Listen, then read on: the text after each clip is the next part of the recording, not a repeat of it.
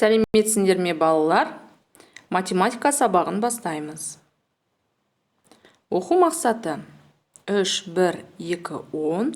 Мынадай жағдайларда 23 көбейту 2, 123 көбейту 2, 46 бөлу 2, 246 бөлу 2.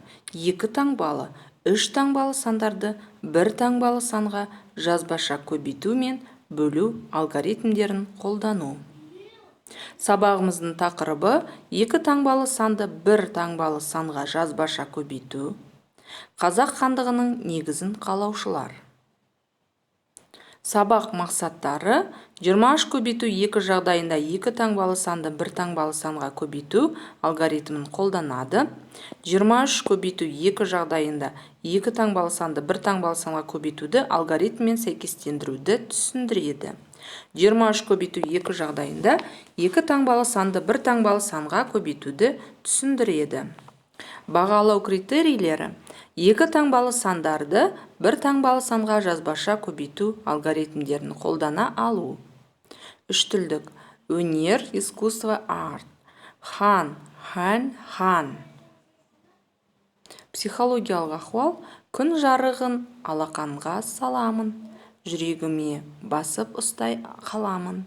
Ізгі әрі нәзік жарық мейірімді, толып кетер сонда дереу жан жағым.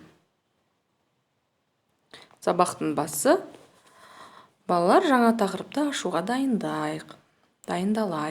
2 таңбалы сандарды өсу ретімен, ал 3 таңбалы сандарды кему ретімен көшіріп жазып, Астана қаласының ортасында орналасқан монументтің авторы кім екенін анықтау. Алдымен бірінші көбейткішті, астына екінші көбейткішті жазамыз. 1 таңбалы сан тек бірліктен тұрады, сондықтан оны бірліктің астына жазады. Алдымен бірліктерді көбейтеді.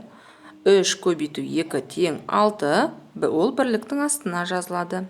Ондықтарды көбейтеді. 4 көбейту 2 тең 8, оны ондықтардың астына жазады. Енді жауапты оқиық. Жауабымыз 86 болып шықты. Енді балалар, үндемес ойыны арқылы 3-ші тапсырманы орындайық. Есептеуді түсіндіре отырып, баған түрінде орындау. Дескриптор есептеулерді түсіндірді, баған түрінде шығарды. Бас бармақ әдісі арқылы бағаланады.